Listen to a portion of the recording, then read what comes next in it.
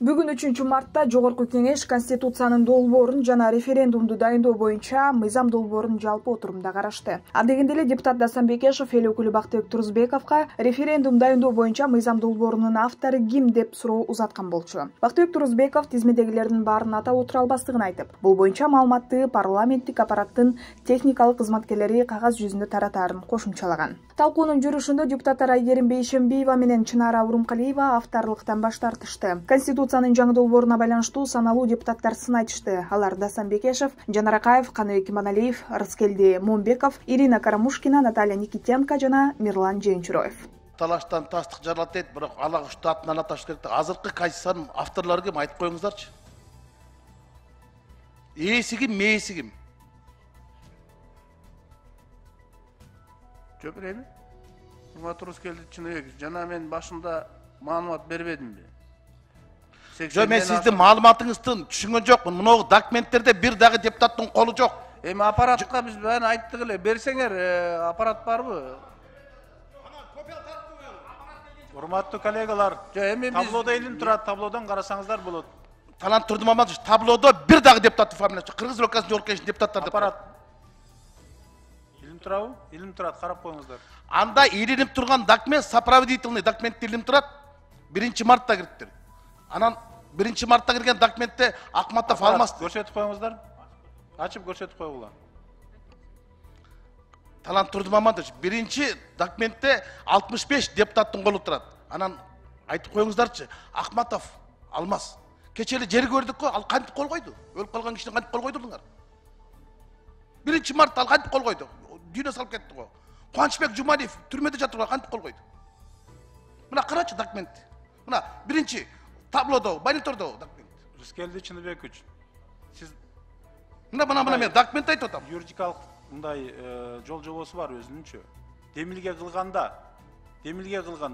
Жок, 1 мартта кирип атат. Анда 65 депутат болот атат. 80 жок берди. 65 эмес, ошол турат ошол жерде илин. Мен санап атам. Талант Турдумович, карап койсоңуз. Коллеги, вот несколько раз звучат в Жогорку Кеңеше слова от самих инициаторов, от спикера. Есть ошибки в Конституции, в новом проекте. Лингвистически вы говорите ошибки. Я скажу больше, это историческая ошибка. Это не лингвистическая ошибка. Есть претензии к соблюдению, точнее к несоблюдению законодательной процедуры. Действительно, нет порядка принятия новой Конституции, но четко расписан в законе, в Конституции, порядок внесения изменений и дополнений. И там предусматривается и заключение Конституционной палаты, и обсуждение, и интервал между обсуждениями, чтобы как раз люди, которые точно должны понимать, что им предлагается, с чем и как они дальше будут жить, они имели возможность ознакомиться с проектом Конституции. Но этого не случилось. Более того, когда здесь были такие декоративные обсуждения, скажем, не самой Конституции, а с участием части депутатов и членов Конституционного совещания, было абсолютно очевидно, что и члены Конституционного совещания не хотят принимать на себя ответственность. И что мы видим сейчас, депутаты тоже. В подписанном законопроекте здесь нет, во-первых, подписей в тех документах, которые были розданы. Во-вторых, это совершенно другой, процедурно совершенно другой законопроект. Ошондой эле дагы бир эл өкүлү Мирлан Жээнчуроев 120 депутаттын 80% кошуматчы экенин, буга чейинки президенттерди жарга түрткөнүн айтты. 3 президентти бул парламент көрдү. 56 президентти көрдү. Капа болбоңуздар. Бетиңерге айтам. 80%ыңар ушул 3 президентти ошолор эле кошумат кылып жүрөсүңөр. Урунуп чыгып, чектеп кой, сүйлөбө, эчтеке кылба, таламын талашып. Бирок эртең ошолордун башына эл келип которуп атканда биринчилерде болуп качып жүрөсүңөр. Жанына жолобой. Ал жөндө сүйлөбөй, качасыңар биринчи болуп. Ушул жерде жана 20% сүйлөйт. Талант Турдумович, эсиңизде 5 апрелде сиздин сунушуңуз менен Садыр Нуркожоевичко биз түрмөгө барганбыз. Ошондо бир кырсыкка учураган. Ушул жерде азыр кошумат кылгандар жаныбызга жологондон качып кетти эле го. Акыбалын сурап койгонго. Жанында коллега болуп иштегендер. Шыбырап сурап, эмне болду экен? Кандай экен деп анан кийин жаныбызга жологондон качты эле. Ошондо күчтүү президент Атамбаев болчу. Ошондо сиз мен жана Бакчиев үчөөбүз кирип барганбыз. Сурап ал акыбалы мына үй бүлөсү бул ак үй астына келгенде барганбыз. Бирок кошоматчылардын жүзү өзгөргөн жок. Мыйзам долбоордун демилгечилеринин бири КСДП фракциясынын лидери Иса Өмүркуловго Наждак медиа микрофон сунуп, Мирлан Жээнчүрөөевдүн кошоматчы деген сөзүнө жооп алды. Мен эч убакта кошомат кылган эмесмин. Бул мыйзамды туура окуш керек. Туура эмес айтып атат, кесиптешиңиз, Мен билбейм ал эмне жөнүндө айтканын. Рахмат. Эгерде ошондой деп айта турган болсо атын атасын. Атын аташ керек. Анан 5 жыл чогуу иштеп алып турган бирөө тиги бул деген алардын учуру болгон. Алар дагы ар кандай эмге менен кирген. Бул парламент ар ким өзү билгенин айтат. Бирок ошону менен бирге сыйлашыбыз керек бири-бирибизди. Журналисттер сыйлаш керек.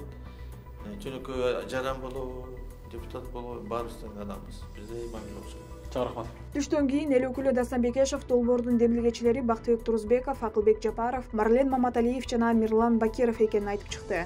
Ал бул 4 фамилия парламенттин токтомунда, комитеттин жана өкмөттүн корутундусунда бар экенин билдирди. Келечекте ушул депутаттар жооп беришет. Алар Садыр Жапаровдун тапшырмасын аткарышууда. Калган эл өкүлдөрү кол коюшкан эмес, алардын фамилияларын алып, ноябрдагы демилгечилердин катарына кошуп койушкан. Бул жасалма, деди Бекешев. Ошентип Кыргыз Республикасынын Конституциясы жөнүндө мыйзам долбоору боюнча референдумду дайындоо тууралуу мыйзамдын долбоору Жогорку Кеңеште биринчи окууда кабыл алынды. Сессияга катышкан 96 депутаттын 87-си документти колдоп, 9-у каршы добуш беришти. Документте 2-мартта парламенттин конституциялык мыйзамдар, мамлекеттик түзүлүш, сот укук маселелери жана регламент боюнча комитети биринчи окууда талкуулап жактырган. Парламенттин кеңеш KG сайтына 9 февралда жарыяланган долбоорду бийлик апрелде референдумга койгону жатат. Бир топ саясатчылар, юристтер долбоорду процедураларды бузуу менен кабыл алуу аракети жүрүп жатканын, анда демократияга каршы нормалар бар экенин жана президенттин укуктары эбегейсиз күчөтүлгөнүн айтып сынга алышууда. Жогорку Кеңештин депутаты Алиарбек Абжалиев УКМКнын өзүнө карата сотко чейинки териштирүү ишин куру доомат деп баалады. Депутат бул тууралуу жергиликтүү ЖМКнын бирине билдирди. Айтымында ал 2005 жылдан бери мамлекеттик кызматта иштеген эмес, мунун баары калп, куру доомат, Дубай, Туркияда үйлөрү бар дептир. Үй эмес, бир кышым жок. Болсо алып алсын. 2005 жылдан бери мамлекеттик кызматта иштеген жокмун. Жеке менчик компаниялардын кызыкчылыгына иштеген деген маалыматтар дагы калп, деген эл өкүлү. Ал мурдагы президент Сооронбай Жээнбеков менен кудалык байланышын пайдаланбаганын, мамлекеттик иштерге кийлигишпегенин да кошумчалаган. Эске салсак, Алиарбек Абжалиевке карата мыйзамсыз баюу беренеси боюнча сотко чейинки териштирүү иштери башталганын УКМК кабарлаган болчу. Бажы кызматынын башчысынын мурдагы орун басары Раим Матраимовдун жүрөгүнө операция жасалат. Бул тууралуу жергиликтүү ЖМКга жеке булактар билдирген. Маалыматка караганда, Матраимов Бишкектеги жеке клиникалардын биринде дарыланууда. Алдын ала маалыматтарга ылайык, анын абалы орточо оор деп бааланып жатат. Мындан улам Матраимовго азыр дарыланып жаткан клиникада эле операция жасалышы мүмкүн. Буга чейин УКМКнын тергөө абагында жаткан Раймбек Матраимовдун кан басымы көтөрүлүп, 3 жолу тез жардам кызматы чакырылганын, кыйноолорду алдын алуу боюнча улуттук борбордун директору Бакыт Рыспеков Наждак KG редакциясына билдирген болчу. Эске салсак, Раймбек Матраимов 2 айга камакка алынган. Ал кылмыштуу кирешилерин легалдаштыруу фактысы боюнча козголгон кылмыш ишинин алкагында кармалган. Парламенттин 3-мартындагы сессиясында Акыл Кемелов ант берип, кызматына расмий киришти. Ал Республикада журт фракциясынын тизмеси менен мурдагы депутат Максат Сабировдун ордуна келди. Борбордук шайлоо комиссиясы Кемеловго депутаттык мандатты 26 февралда тапшырган. Ага чейин Сабиров жаштарга орун бергенибиз туура деген негизде мандатын тапшырган. Акыл Кемелов Кыргызстандын кулатуу боюнча 3 жолку чемпиону жана спорт чебери. Ал 2016 жылы Ысык Көл облусу боюнча кулатуу Эр Таймаш веб федерациясынын президенти болуп тайындалган. Баткен облусунун Исфана шаарында бир гана май куюучу жай иштеп, унаалар каз-катар тизилип кезек күтүп турган сүрөттөрдү мындан 2 күн мурда жергиликтүү тургундар социалдык тармактарга жарыялашкан болчу. Анда шаардагы башка май куюучу жайлардын жабык турганы да маалымдалган. Бирок Тажикстан тарапка бензин ташыган унаалар байма-бай каттап жатканы айтылып, буга элдин кыжыры келе баштаган. Бул окуядан 1 күн өткөн соң премьер-министр Улукбек Мариповдун мунайды жана мунай продуктыларын унаа жана темир жол аркылуу экспорттоого убактылуу тыюу салуу чечими чыкты. Бул чөктө ИАЭПке мүчө өлкөлөргө тиешеси жок. Жакында эле өкмөттү жетектөө кызматын мойнуна алган Улукбек Мариповдун бул татаал жана саясий чечими өзгүлтүккө учурабай иш жүзүндө аткарылабы? Экономика жана каржы министрлиги, анын курамына кирген бажы кызматы, каржы полициясы, монополияга каршы жөнгө салуу агенттиги, ошондой эле УКМК, өнөр жай, энергетика, жер казынасын пайдалануу мамлекеттик комитети жана башка тиешелүү органдар бул чечимге баш ийишеби? Анткени Кыргызстандын аймагына кирген мунай заттарды алып сатуу, аткезчилик маселесине чиновниктер, жогорку кеңештин депутаттары түздөн-түз байланышы бар экени эч кимге жашыруун эмес. Бирок муну ачык айтып чыгуудан баары коркушат, анткени бул ишке уюшкан кылмыштуу топтор да аралашкан. Кыргызстан өзү мунай зат өндүргөнүнө карабай, толук импорттан көз каранды. Өлкө жылына 1 миллион 500 миң тоннадай күйүүчү май сарптаса, анын 1 миллион 300 миңдейи сырттан келет. Негизги экспортер Орусия мамлекети. Анан албетте биз алып келген өлкөнүн баасынан көз каранды болобуз. Россиядан импортталып келген мунай заттын бир бөлүгүн Кыргыз эли сатып алса, бир бөлүгү реэкспорт. Башкача айтканда кайра эле экспортко кетет. Тармакта иштеген адистердин айтымында Кыргызстан Казакстан өңдөө эле өзү өндүргөн мунай затты колдонуп, импорттон баш тартса болот. Бирок Кыргызстанда өндүрүлгөн мунай зат Тажикстан жана Өзбекстан аркылуу контрабанда жолу менен бүт экспортко кетет. Биздин нефть чыгаруучу ишканалар ички рынокко сата алышпайт, себеби аткаминерлер жана депутаттар тескеген уюшкан кылмыштуу топтор тоскоолдук кылышат. Алар жергиликтүү өндүрүүчүлөрдөн дүңүнөн сатып алып, кайра сыртка чыгарышат. Мунай зат өндүрүүчүлөр 1 тоннадан 10-20 доллар пайда көрсө, ортомчулар 50-70 доллар таба алышат. Талапка жооп бербеген күйүүчү майды аткезчилик менен ташыган туруктуу коррупциялык схемадан жергиликтүү нефть өндүрүүчү ишканалар зыян тартып келишет. Эске салсак, Мунай ташуучулар ассоциациясы 12 январда Бишкекте басма сөз жыйынын өткөрүп, бийликти сапатсыз май ташууну токтотууга чакырышкан. Мунай зат аткезчилигине, күйүүчү майлоочу майды мыйзамсыз ташууга каршы комплекстүү иш-чаралар зарыл экенин жеке компаниялар байма-бай айтып келишет. Бирок иш жүзүндө конкреттүү иш-аракеттер жасалып элек.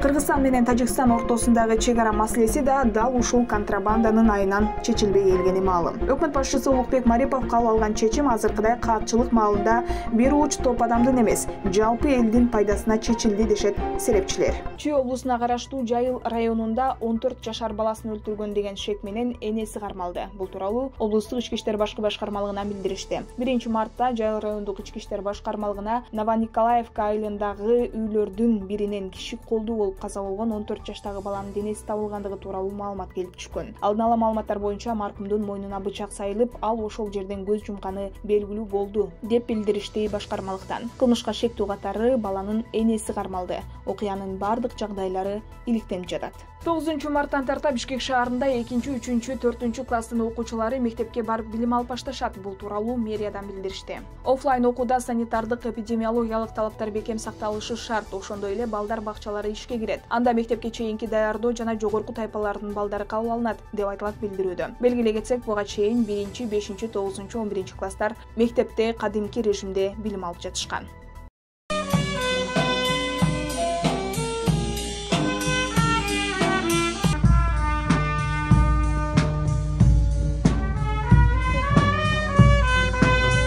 Кыргызстандын куралдуу күчтөрүнүн ажырагыс бөлүгү болуп эсептелген президенттин алдындагы аскер бирикмеси Тагыраагы улуттук гвардия аскер бөлүгү бүгүн 8 март аялдардын эл аралык майрамын утурлай мамлекеттик жана коомдук иштерде мыкты көрсөткүчкө жеткен. Пандемияда аскерлердин ден соолугуна кам көргөн айымдарга ыраазычылык билдирди.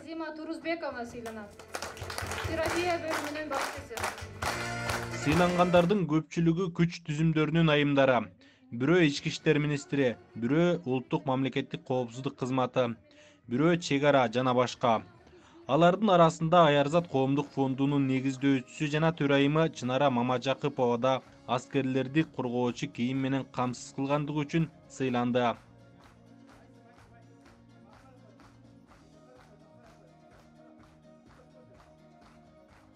Аярзат коомдук фонду пандемия убагында жерлерде өткөрмө посттордо турган аскерлерди коргоочу кийим менен камсыздап келген. Эң коркунучтуу аймактарда ден соолугуна кам көрүп турган. Пандемияда ушул аскерлерди бардык дегеле Кыргызстан боюнча аскерлерге негизи Аярзат коомдук бирикмеси жардамыбызды аяган эмеспиз. Ар түрдүү дары-дармек менен, атайын коргоочу костюмдар менен ушундай колубуздан келген жардамыбызды бергенбиз. Ошону бир сыйлоо максатында, ошону бир урматтоо максатында ушундай бир жакшы бизге дагы ушундай иштерди дагы жакшы иштерди жасаганга түрткү берип жатат десем болот да. Республикалык жоокерлер энелеринин комитетинин төрайымы Улкан Байгубатова бүгүн 8 март аялдардын эл аралык майрамы менен алдын ала куттуктап, аскер кызматкерлерин жана ошондой эле Айырзат коомдук бирикмесин дагы жакшы медаль сыйлыктар менен куттуктады. Деги эле эне деген бул дүйнөнү жарык кылып турган бир өчпөчү бир жарык деп дагы айтсам болот. Эне бул уюттун улуткусу деп дагы бекеринен айтылбаса керек. Эне бул тарбиялоочу, эне бул жар, эне бул коомдо ар кандай кесиптин ээлери эне бар биздин жашоо жарык десем дагы болот. Бул фонд буга чейин да бир катар башка мекемелерге да кол сунуп келген. Дагы да материалдык жардамдар менен иштерди эл үчүн жасай беребиз дешүүдө.